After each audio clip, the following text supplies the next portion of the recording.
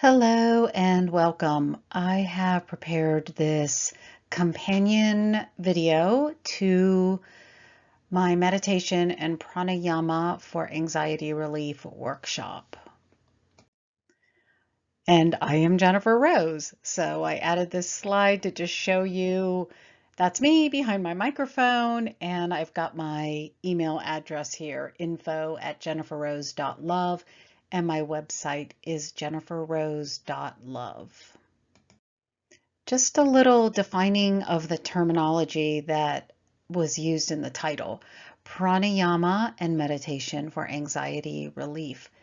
Pranayama is breath awareness practice. There are many breath practices, and we'll be talking about a few simple breath awareness practices that are very powerful tools to relieve the sensations of anxiety. And meditation is very simply just spending time with yourself with an open-minded attitude. This is information about anxiety, and I want to bring up a few ways that anxiety can show up in your life. It doesn't always have to be that you're having panic attacks or you're clinically diagnosed with an anxiety disorder. Anxiety really shows up in a lot of people's ways as a pervasive feeling of overwhelm or overcommitment. Anxiety can show up as anxiety, where you're actually feeling like you're anxious, but it also can be frustration and it can show up as avoidance. Anxiety is sneaky. It can be all pervasive in your life, and it can manifest in any of these different forms. A little bit about myself.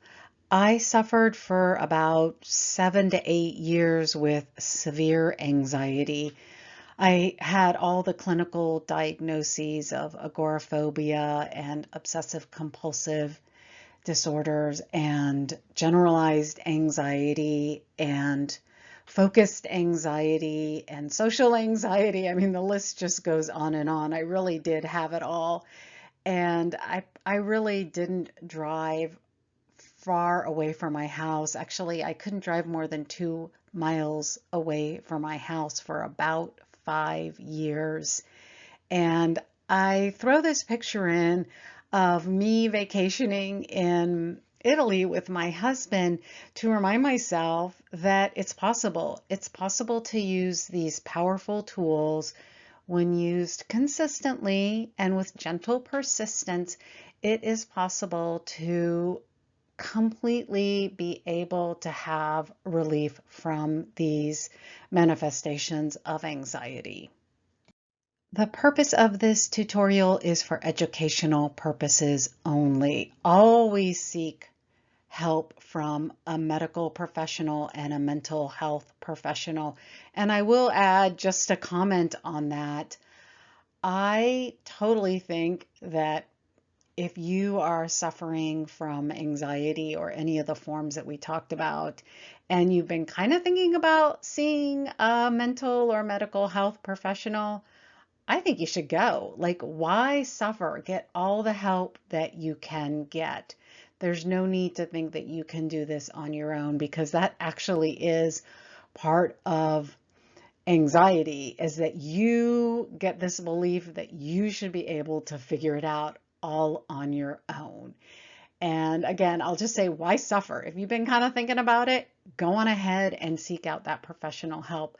I will say that when I started working with a therapist, it was very helpful, but it was really on me to do my consistent practice with my breath and meditation on a daily basis. So that's where you really get the relief from those anxiety symptoms. And as we move into my favorite hacks for anxiety relief in whatever way, shape, or form you're experiencing it, I want to remind you that there is a lot of information out there. Actually, you could really get yourself into a mental tizzy, just like a hamster wheel, just going through information on the internet, just gathering and gathering and gathering information. And what I would like to say is the way that I'm going to present this information here for you today within this tutorial is with this perspective, and I'm going to call it the umbrella perspective, that no matter what you're doing, thinking, or saying, you are communicating with your central nervous system. You're having a conversation with your central nervous system, and you're either sending the signal to your central nervous system that things are safe or things aren't safe. So keeping that perspective in mind, that with your thoughts, words, and deeds, you are communicating with your central nervous system. Let's take a look at my favorite hacks to relieve anxiety. So the first thing is super practical. Just slow down. Just like slow everything down and give yourself extra time. And what do I mean by that? Like if you have to get somewhere, let's say you have to be somewhere at 10 and you kind of roll the clock back where you're like, okay, I have to leave at 9:30 so I can get there at 10.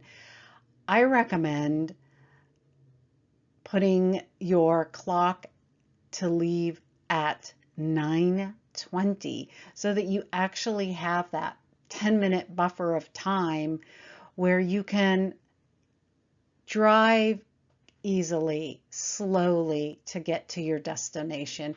And I would always tell myself when I was giving myself extra time to get to a destination, I'm like, what's the worst that could happen? I just have to sit there for 10 minutes. I would always carry a book to read or a magazine to look at because it was really important to slow down, stop rushing, because when you rush, you're telling your nervous system something. You're telling your nervous system that there's not enough time, that things are not safe. And the other really powerful hack that I have come to find out is just do one thing at a time. Just do one thing at a time. And you can even tell yourself, right now, I'm looking at my emails. I'm not answering the phone. I'm not making a list to do this. I'm not walking the dog and answering my phone and answering my emails all at the same time. When you are multitasking, by the way, there's scientific evidence that multitasking, you really don't get more done when you multitask. Consider what you're telling your central nervous system when you're doing everything at once.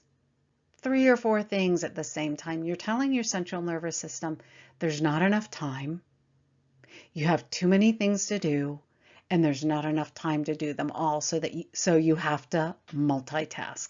And again, these hacks come under that umbrella. What are you communicating with your central nervous system? So slow down, stop rushing, give yourself extra time to get where you're going, and do one thing at a time. You could even tell yourself, right now, I'm just walking the dog. Right now, I'm just washing the dishes. Right now, I'm just doing this one project. And then you will start to communicate with your central nervous system.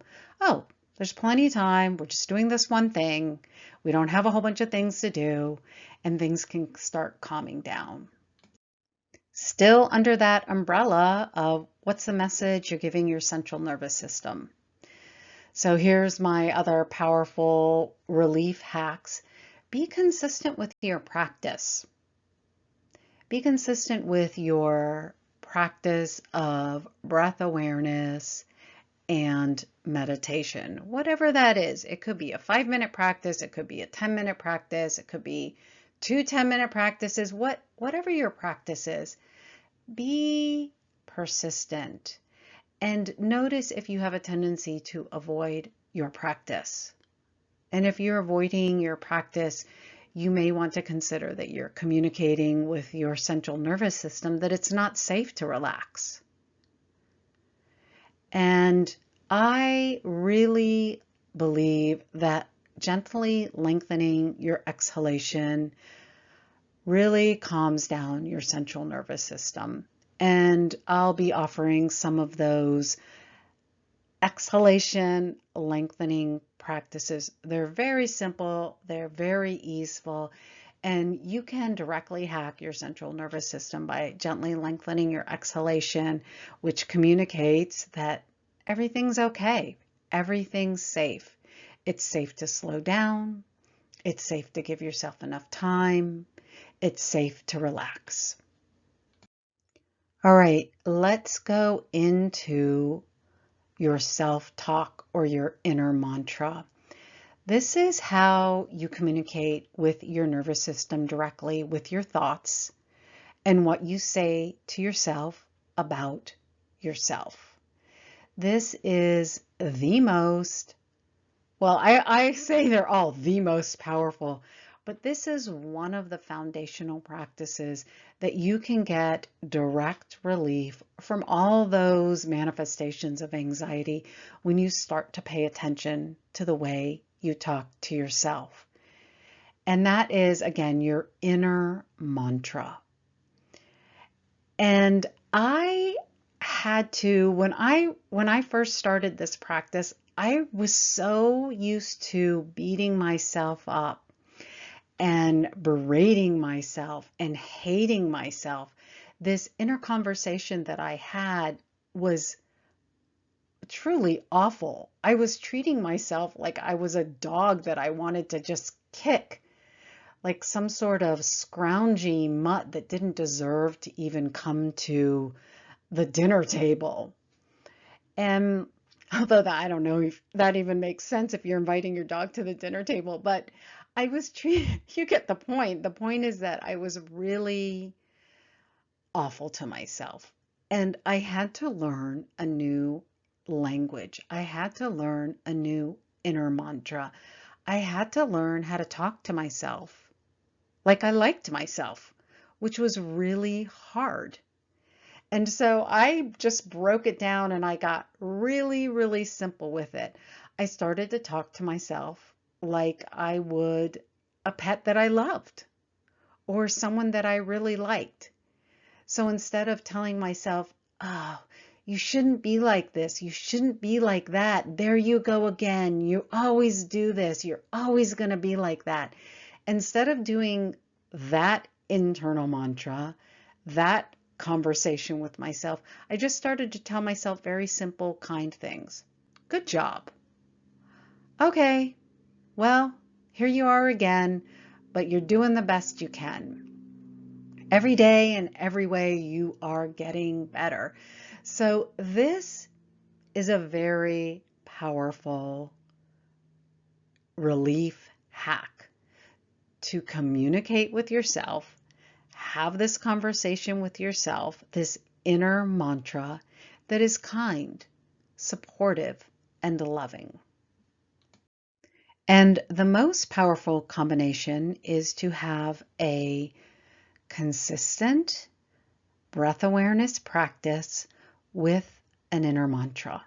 And I will say, the simpler the practice, the better. It doesn't have to be complicated, and your inner mantra or affirmation that you use while you're in your breath awareness practice or during the day can be something very simple, like good job.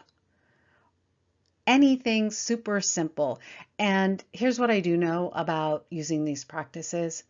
The more you practice, the more it works. It's simple, it's like simple math. The more you do it, the more powerful it gets. Well, maybe that would be rising a number to its exponential, or maybe it's not that simple math. All right, bad analogy. That ends this tutorial on meditation and pranayama for anxiety relief. Just a reminder that anxiety shows up in a lot of different ways. It can be kind of sneaky, and there are all those powerful hacks that I gave you. But the most important thing to remember is that whatever you're doing, whatever you're thinking, whatever you're saying, the actions that you take, everything, your thoughts, words, and deeds, you are communicating to your central nervous system. Is it safe or is it unsafe? And I believe that if you start to take this umbrella perspective on your thoughts, words, and deeds of I'm communicating to my central nervous system. What do I want to communicate? You will be empowered to use these practices so that you can experience directly relief from the symptoms of anxiety. Again, thanks for joining me. And if you have any questions or comments, you can email me at info@jeniferrose.love or check out my website at jeniferrose.love.